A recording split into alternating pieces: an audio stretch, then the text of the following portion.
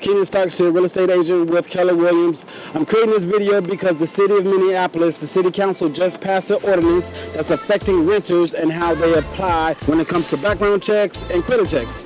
If you've heard about the ordinance, or if you're a landlord and you're curious on how it's going to affect you, or if you're a renter and you're curious on how it's going to affect you, watch this video, pay attention, pass it, and thanks for watching.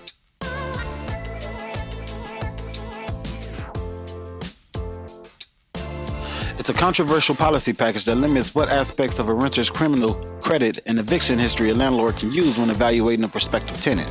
It also puts a cap on security deposits throughout the entire city of Minneapolis.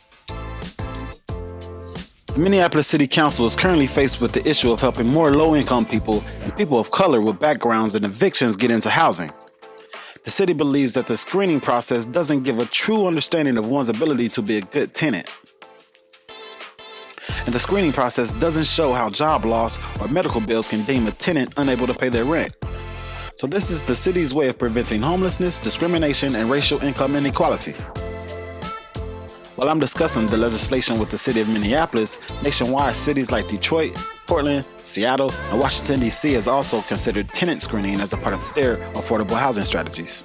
The ordinance limits criminal history checks that are given to tenants, so that means that landlords can deny applicants on the basis of a misdemeanor if it's older than 3 years, a felony if it's older than 7 years, or 10 years depending on the severity of the charge, and arson and robbery convictions that are over 10 years old. If the charge was vacated, expunged, or was a juvenile conviction, it would no longer be a reason that the landlord can deny applicant according to this law.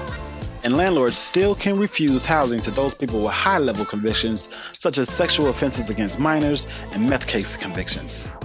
The new law will limit how long evictions and unlawful detainers can be used in history checks. 3 years is as far back as a landlord can look now with the new ordinance.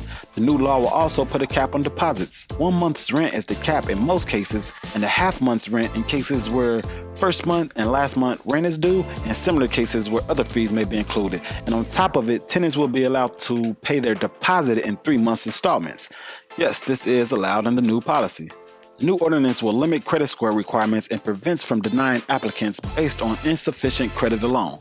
So the Minneapolis City Council backed the initiative developed by the Housing Policy and Development Committee. Jeremiah Ellison, a member of the committee, drafted the ordinance. And the ones that will be affected the most by the changes are renters, landlords, and investors of Minneapolis in 2019 and years to come. On the forefront of the opposition is the Minnesota Multi-Housing Association, who believes that much of the crisis is mainly due to the lack of housing. We're just going to call them MHA.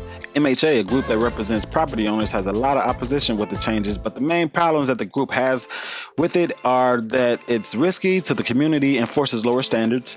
It's making ownership and management less attractive, so owners will be opted to raise rents or do business elsewhere. They claim that it lacks clarity around key issues and it has loopholes and double standards, and they feel that the city rushes on without understanding the relationship of being a good tenant and having a rough background has with each other. Property owners that oppose the changes feel that they will lose money from damages occurred by the tenants and being cited unfairly without due diligence from the city.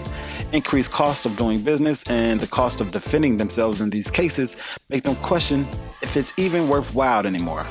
Seattle property owners are actually suing the city over the law, saying that it violates their constitutional right governing due process, free speech, and property ownership. In Minneapolis, West Phillips, Midtown Phillips, and Ventura Village are 3 neighborhoods fighting to persuade council members to drop the initiative. City Council obviously supports the law. In the beginning of 2019, a study was published by Wilder Research Foundation, a community-based data providing organization.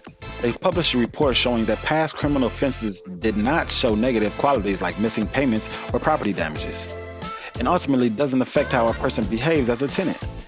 The research does not apply to rental populations as a whole, and it does not provide a one-size-fits-all solution to all of our problems. Jeremiah Ellison, a council member who wrote the ordinance, says we can build and build, but records will stop tenants if we don't change. Supporters in the community say that the change will ease financial barriers that come with rising rents and low inventory, and also give a second chance to those that really need it.